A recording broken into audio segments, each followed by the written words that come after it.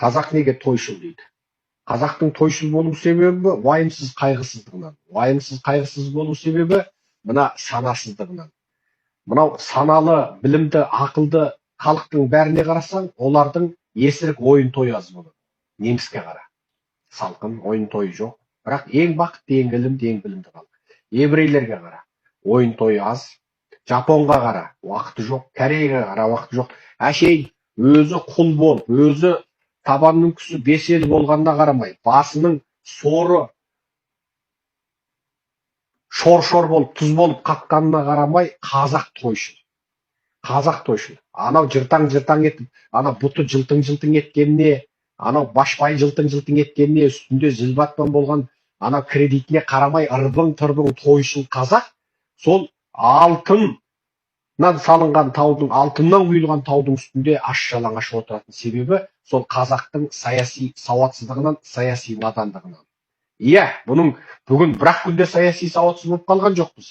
Жақсымызды, сапалы сортымызды, ілімге құмар сортымызды, ұлт үшін жүрегін жұлып беретін сортымызды, сол ең сапалы қазақтың бәрін атып, шауып, қырып, жойып, соттап, өлтіріп, жала жауып, тұқымын құртып жібергендіктен, сол өңкей сіз сияқты, біз сияқты қорқақ, надан, үркек, жалтақ, топас іздемейтін, тойғұмар, әнғұмар, дыңғыр етіп, міне жерде бір қаңылтыр табақты тәжікті жел ұшып келсе де дереу бөксесін бұлғаңдап билеп кететін, ана жақта ағаштың сыбдыры шығып, мына жақта мысық мияулап, мына жақта ит үрсе де билеп кететін есуас жынды тобырға айналып кеткен себебіміз сол.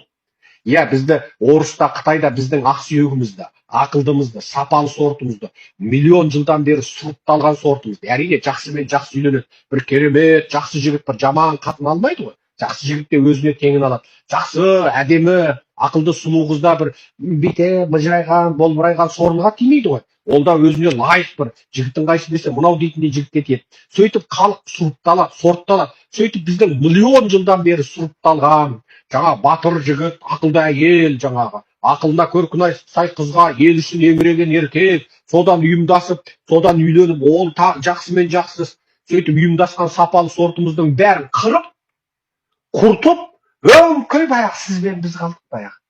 Өңкей сізбенен біз қалып, міне мына мұнай мен газдың үстінде отырып, аш-жалаңаш отырмыз. Алтын мен күміс уранның үстінде отырып, кредитке қарызға батып отырмыз. Жері ұланғайыр дала екі сиыр бағатын жайылымға зар болып отырмыз. Бүкіл байлық жерін теуіп қалсаң, байлық шығатын жерде отырып, жер шарындағы ең кедей халық болып отырмыз. Ауру, сырқау, міскін, пақыр болып өмір сүріп отырмыз. Осының барлығы айналып дегенде, біздің мына ұлт ретіндегі ең сапалы сортымызды ғасырлар бойы қырып, құртып жібергендігінен.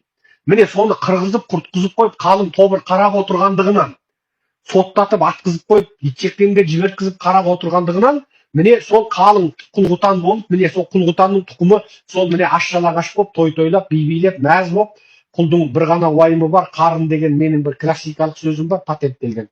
Сөйтіп отырған отырысымыз сол. Міне қазір міне Назарбаев кезінде Назарбаев жасасын, Нұрекең жасасын, Нұрпатша деп, Астананың атын Нұрсұлтан деп ауыстырып қойып, енді міне Тоқаевтың кезінде Тоқаев жасасын деп ұялмай, қызармай, жағымпаздан мына 20 миллион халық көріп отыр дегенге қарамай, міне бүкіл қазақ жағымпаздықтан чемпионат жариялап, жағымпаздықтардың жаңа чемпиондарын таңдап сөйтіп отырғандығынан біздің сол бір құдайдың қарғысы тиген сорлы тобырға айналып кеткендігіміздің белгісі осы. Енді содан арылудың жолы қазаққа мына тәуелсіз ойлайтын, мына жүйе қалыптастыру. Әрбір қазақ тәуелсіз ойлай алатын болу керек.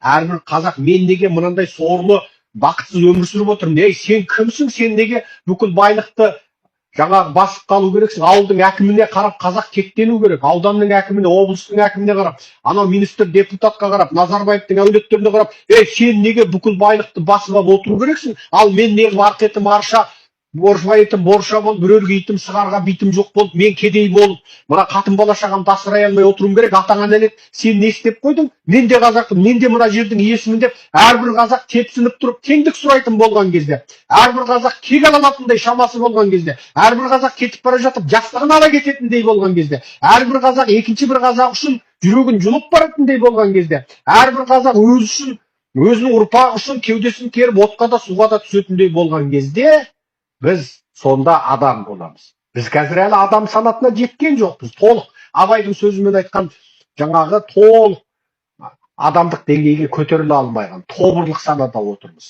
міне.